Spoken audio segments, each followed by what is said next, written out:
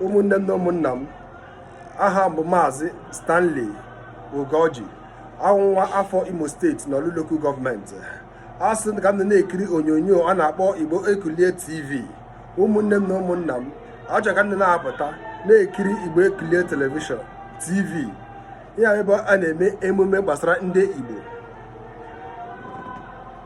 Olisa bi n'eluigwe, Chukwu Olisa ga-ekelechi onye ọbụla, dookwa anyị ndụ, ụmụ anyị na ụmụ ụmụ anyị. Ya Igboekunie TV jise n'iko.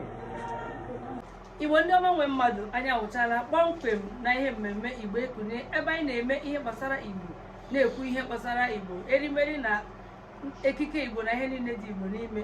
Emere ụmụnne m na ha na ebe a mgbe awa ha bụ ndị na-eme ihe onyonyo.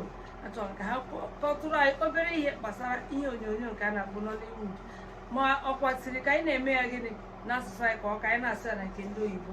Ndị eme na ha na ebe a bụ Maazị Stanley Ugoji ya na Ọlamma. Unu ga-anụ n'olu ha mgbe awa. Maazị Stanley, biko kedu ihe nwere ikwu gbasara ihe Nollywood ime n'asụsụ Igbo ka ọ bụ oyibo?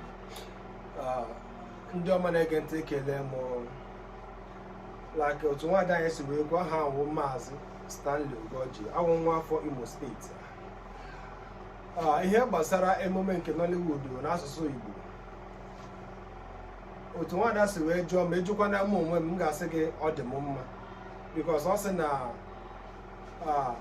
ejeru egeruo. Ọ na-agụkwana mma ịchọkwana ịsụ asụsụ, ọsụ asụsụ gịnị bi nna ya, sụọ asụsụ ọdịnala Igbo. Because eji mara ya wụ gịnị, ụmụ Igbo, nwa afọ. Onye ọbụla ị bara akpọ gị nwa afọ, gị mee gịnị, gị za maka ime gịnị, ịbụ nwa afọ. Chukwu abịama, ihe ndị anyị na-eme awụ ka e were na-eme gịnị, ka nwanne mee gịnị, mara nwanne ya. Ebe ọbụla anyị gara asụ asụsụ anyị, ọ mara na anyị wụ gịnị, anyị wụ ndị Igbo. So ndị ọma na-ege ntị, otu isi na-ahụkwana anyị ebe a, anyị jiri obiọma na obi umeala were bịa taa sị ka anyị bịa kwuo okwu n'ihe gbasara Igboekunie TV. Ụmụnne m na ụmụnna m, ebe ọbụla ị nọ, ịbụ nwoke o, ịbụ nwaanyị o, ịbụ nwata ntakịrị o, ịbụ agadi nwoke o, ịbụ agadi nwaanyị, biko unu ga-ejisi ike na-eme gịnị, na-elele Igboekunie TV, because ọ na-adị mkpa. Ọ na-asị ebe nwanne nọ kpọtụrụ nwanne ya, nwanne ya eme gịnị, nwanne ya aza ya. Ndị ọma na-ege ntị, ndewonu.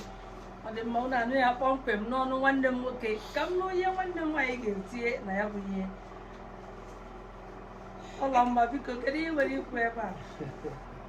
Ndị Igbo ekele m ụlọ gbasara ihe nwanne m nwaanyị kwuru. Asị m biko ka a na-emekwa n'asụsụ nke anyị, maka na asị na nke anyị bụ nke anyị. Chukwu ka gozie unu.